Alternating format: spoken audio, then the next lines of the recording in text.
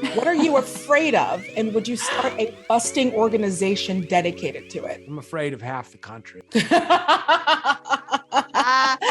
Oh, touche. So first off, for Carrie, as the great Roy Parker Jr. once said, I ain't afraid of no ghosts. What are you afraid of? And would you start a busting organization dedicated to it? Oh gosh, I mean, I don't know that I could bust fear. I guess I'm kind of a perfectionist, so I think sometimes I can get caught up in my own limitations.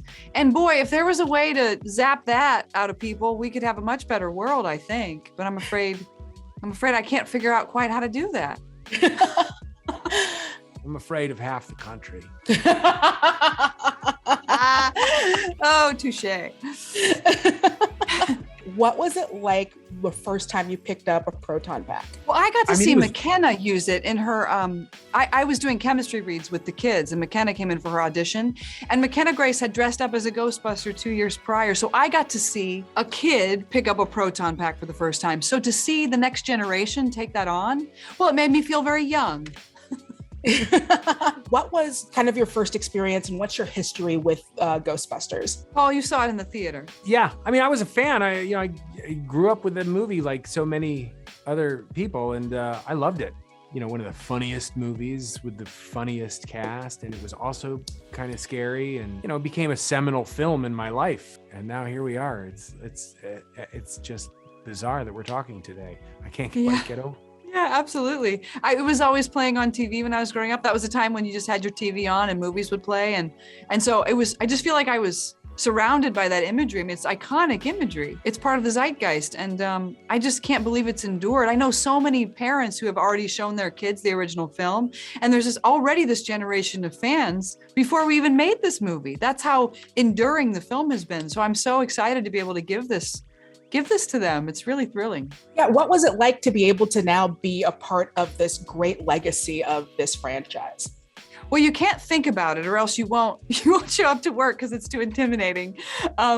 But it's so special, especially since the way Jason made the movie. There were so many practical special effects, so there was a real world to play in. And I just feel that movies don't get made that way anymore. That level of craftsmanship, because there's so much green screen acting now, sometimes that's missing. It's all built digitally, and so to get to interact with it physically was a really special experience. And I'm not sure that I'll make a lot of movies like that anymore. There was something really cool about being on set. You see a Proton pack, seeing a ghost trap, seeing the Ecto-1. And the first time when they first released the trailer, it's always weird to work on something, and then the first thing we see kind of really is the trailer, minus the parts when they show us when we're doing ADR and that kind of thing. But we see the trailer along with everybody else. And so seeing that trailer, and then when Finn pulls the tarp and you see Ecto-1, I got chills in the way I think many other people got chills, because I didn't think like, oh, how cool, look, there's the thing of the movie that I was working on. I thought, oh my God, check it out, that's the Ecto-1. I still reacted as like a fan of Ghostbusters. And I, even when they released the second trailer and I heard Dan Aykroyd talking, I'm like, oh my God, I get chills. As the great Ray Parker Jr. once said, I ain't afraid of no ghosts. What are you afraid of?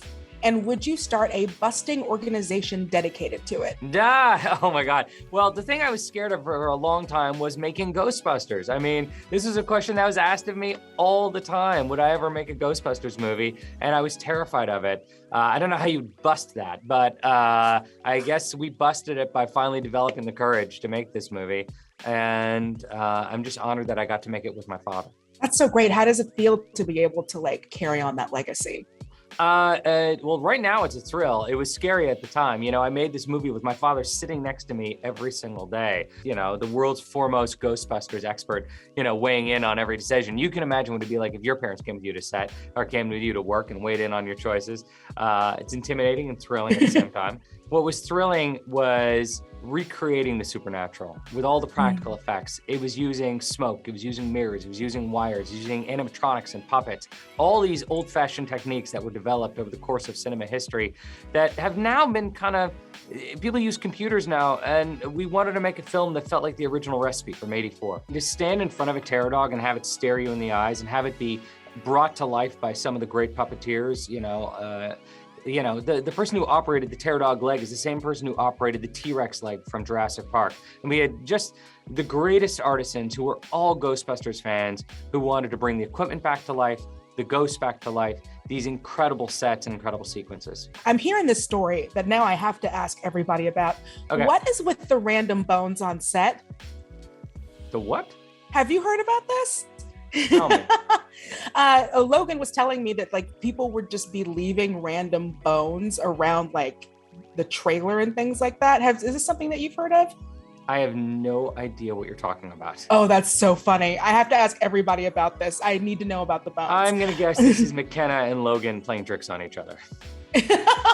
Was that something that they would do a lot? Oh my God, yes. Yeah. So McKenna is obviously, you know, now an industry vet, you know, and where Logan, this was his first movie, first acting gig really. So they loved playing tricks on each other. This is a very family-oriented set. And between Logan and McKenna and Celeste and Finn, they became a family. What was the first day on set like? First day on set was great. You know, it was one of the first scenes in the movie. And we had the family, they were in Chicago. And then on day 2 was the day that Phoebe Spengler tries the Proton pack for the first time. And that was the day when everyone suddenly realized we're making a Ghostbusters movie. Thank you so much for joining me today. Oh yeah, absolutely. Enjoy the rest of your interviews and you have a great one. Thank you. All right, Bye. sounds good.